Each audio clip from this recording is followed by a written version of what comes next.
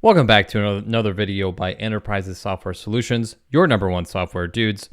My name is Anthony, and in today's video, we're going to look at how to control meeting chats in Microsoft Teams. So before we look at how to change it, let's demonstrate what I'm talking about. So here, I have joined a Microsoft Teams meeting as an anonymous user. So I've received an invite, I have opened the invite link in a browser, and joined the meeting without authenticating.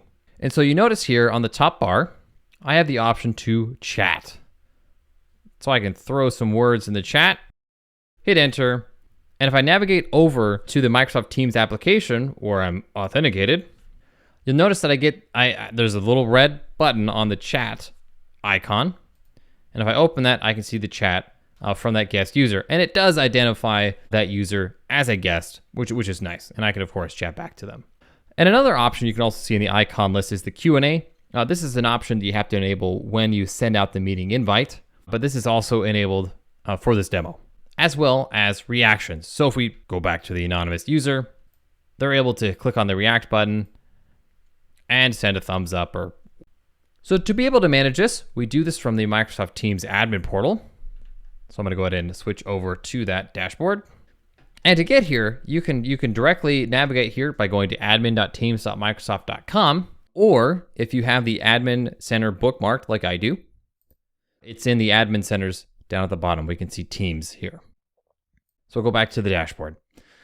So from the Teams dashboard, we're going to go to Meetings on the left, and then go to Meeting Policies.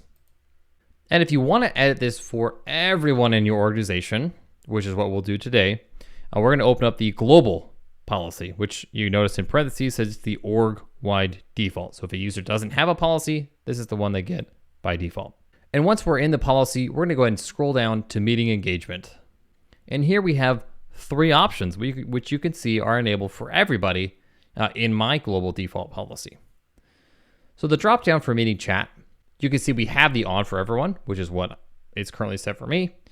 We can turn it on for everyone but anonymous users, which is a pretty smart default, or we can just completely turn it off. Totally up to you. I find the chat useful, so I leave it on for everybody. And besides, this is a demo tenant, so. Now, and the Q&A, you can see that it's on. So we allow this by default, as well as reactions. And we can, of course, turn those off if we wanted to. So if I go ahead and make those changes here, for example, let's just say I want to turn them all off and turn this on for everyone but anonymous users. I'm going to go ahead and click on the save option.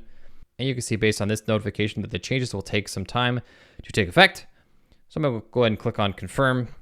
And I won't be able to demonstrate it because it does take some time to take effect, which makes this recording much longer than it needs to be. But hey, if you have any issues managing Teams policies, feel free to reach out to Enterprises Software Solutions because we are your number one software dudes. Thanks for watching.